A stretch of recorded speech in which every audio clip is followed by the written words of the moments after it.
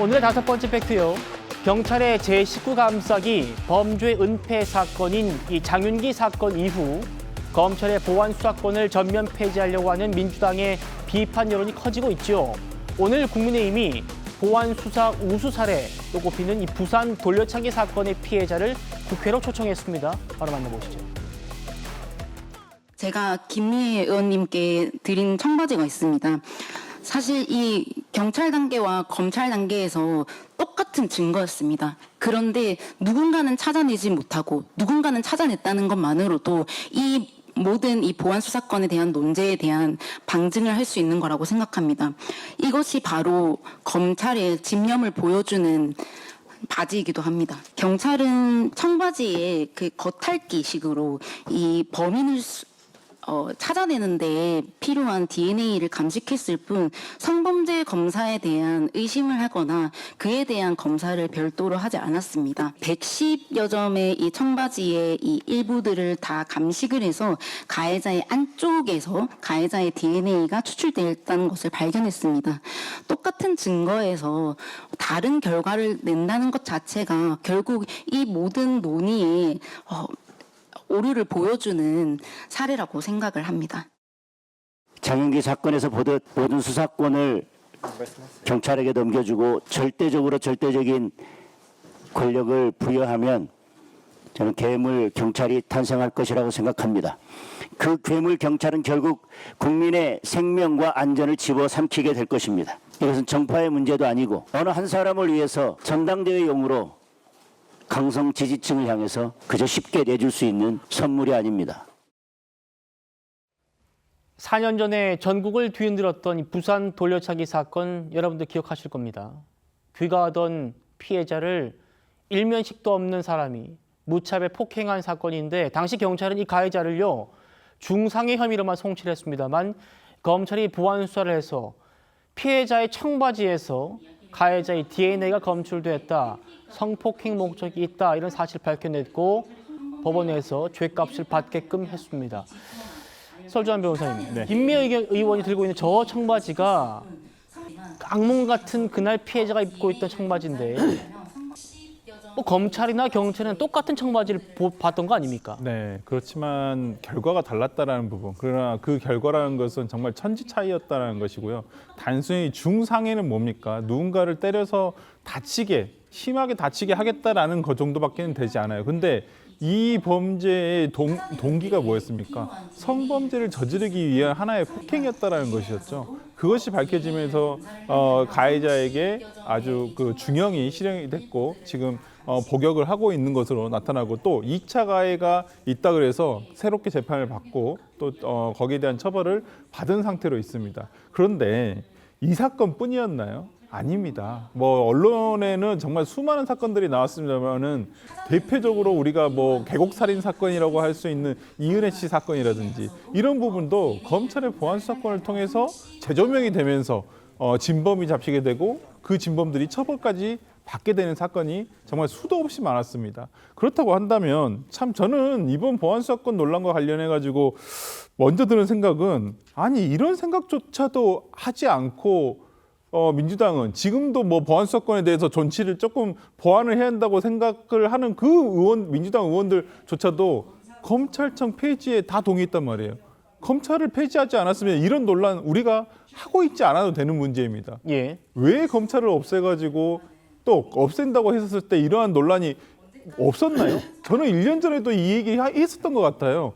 근데도 지금 이런 문제를 이제 와서 민주당 전당대회와 결합이 되면서 이것을 무조건 강행하려고만 하니 뭐 이재명 대통령이라든지 정성호 법무장관이라든지 안 된다는 건 뻔히 알지 않겠습니까? 참 민주당에 이렇게 참 대책 없는 그냥 일회성, 즉흥성 어떤 정책들이 가져오는 어떤 폐단을 지금 목도하고 있는 것은 아닌가 싶습니다. 예. 장윤기 사건 피해자 고 이채 원장의 어머니의 절규, 또 부산 돌려차기 사건 피해자의 증언, 어제 여성단체들의 반대에도 불구하고 민주당 정말 이 검찰의 보안 수사권을 속전속결로 전면 폐지할 건지 오늘 의원총회를 열었는데요. 당내 강경파는 여전히 강행하자는 주장을 하고 있다고 합니다. 들어보시죠. 검찰 개혁은 더 이상 미룰 수도 되돌릴 수도 없는 시대적 과제이자 역사적 과업입니다. 이제 보안 수사권 완전 폐지를 골자로 하는 형사소송법 개정으로 검찰 개혁의 마지막 퍼즐을 완성해야 합니다. 검찰에 보안 수사권을 남겨둘 수는 없다 이런 말씀이시죠? 구더기 뭐 무서워서 장 못 따는 거예요? 그러면은 이거 완전 폐지하면 검찰 수사는 안 그랬나요? 예. 더 나쁜 짓 했잖아요. 저는 예. 완전 폐지다. 구더기 무서워 장 못 담그나. 여기에서 구더기는 누구고 장은 무엇입니까? 이제라도 이재명 대통령께서 여기에 대해서 대답하셔야 됩니다. 과거 인권 변호 하셨다고 하셨죠? 그때 흉악범만 변호하셨습니까? 저는 절규합니다. 지금 대한민국 왜 이렇게 돌아갑니까? 왜 범죄자들을 위해서 목소리를 높입니까?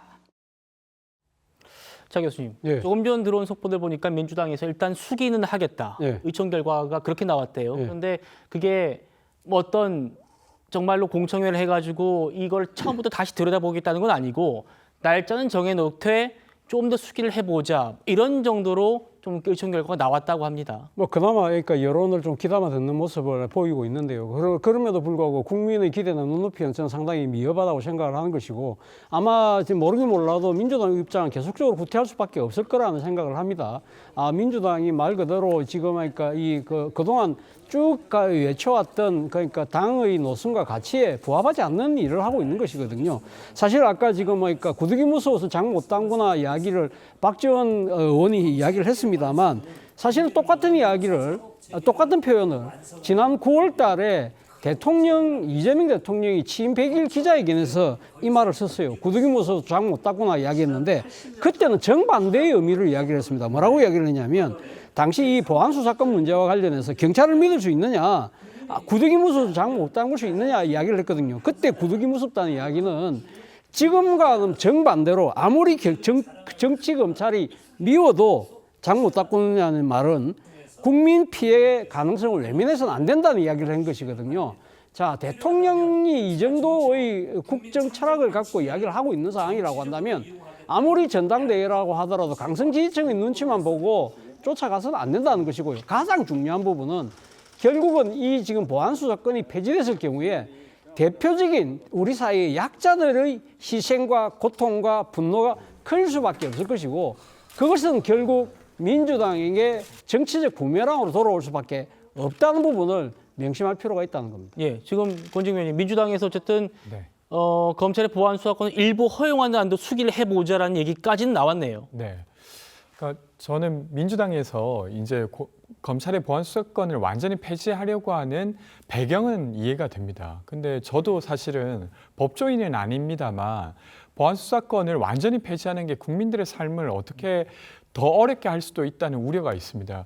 저는 이제 전세 사기 피해자분들을 상담을 많이 했었는데 네. 전세 사기 피해자분들 사이에서는 경찰을 누굴 만나냐에 따라서 그래요. 형사의 결과가 결정된다고 말할 만큼 수사가 누구 만나냐가 중요하더라. 왔다 갔다 한다는 거죠. 근데 이런 것들이 현실인데 지금 민주당에서 주장하고 있는 보안 수사 요구권만으로 충분한지에 대해서는 사실 국민들이 전혀 납득하지 못하고 있습니다. 그래서 이런 부분을 설득하기 어렵다고 하면 일부를 남겨둔 채로 조정하는 게 맞다는 생각입니다. 예.